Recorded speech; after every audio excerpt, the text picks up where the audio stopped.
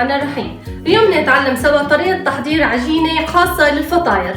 لتحضير هي العجينة بلزمني بالبداية هون أنا في عندي 7 أكواب من الطحين. طبعا أنا قايسة نفس مقاس الأكواب اللي قايسة فيها باقي المقادير. هون في عندي كوب من اللبن، كوب من الحليب، ربع كوب من الزيت، ربع كوب من الماء. هون في عندي بيضة، عندي هون نص قالب من الخميرة. إذا مو متوفر عندي بإمكاننا نستخدم خميرة البودرة، معلقة طعام. هون في عندي معلقة طعام من السكر، عندي معلقة شاي بيكنج بودر، نص معلقة ملح. هلا بالبداية أول خطوة بدي نحط الطحين كلهم على ورق الزبدة الثاني.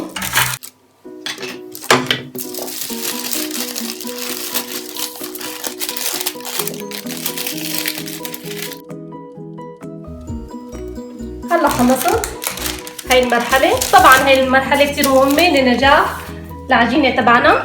هلا المرحلة الثانية عندي أنا هون المي طبعا فاترة، بدي أحط فيها الخميرة زائد معلقة السكر، بدي دوبهم كتير منيح. طبعا هلا دوبتها كتير منيح.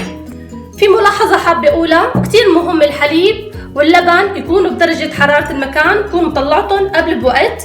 هلا المرحلة الثانية بدي احط كل المواد السائلة بالعجانة تبعي.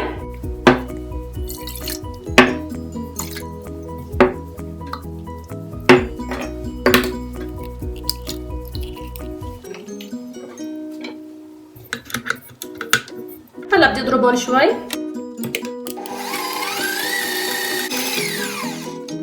هلا مزجناهم بهذا الشكل. هلا في عندي انا الملح وفي عندي البيكنج بودر، بدي احطهم فوق الطحين وامزجهم مع بعض.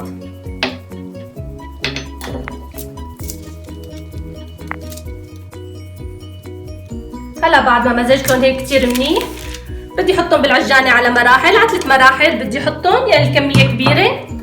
بس طبعا بدي احط ايد العجانة ونقيم ايد الحفل ونبدأ.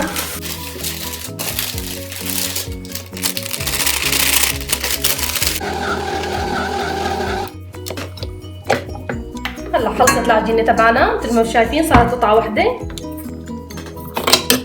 فرجيكم القوام تبعها، بده يكون بهالشكل هاد. بدي ارش على وشها طحين،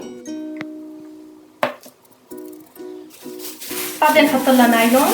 طبعا رشيت الطحين كرمال النايلون ما يلزق على العجين، هاي كتير مهمة كمان. بعد منها بدي احط بشكيرة المطبخ، بدي اتركها تضعف لبعد ساعتين وحصلت على هاي النتيجة.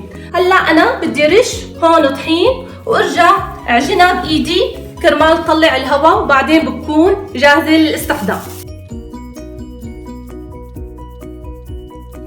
طبعا نجاح العجينة مثل ما شايفين 100% كانت ربع الوعاء، وهلا صارت يفوق.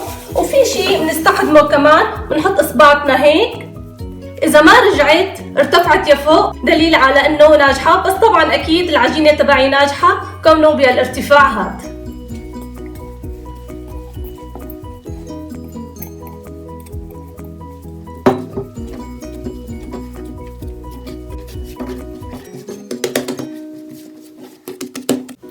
انا مسميتها العجينة القطنية، يعني بعد الشوي لما بدي اكلها بحسها مثل القطن، خفيفة وطرية كتير.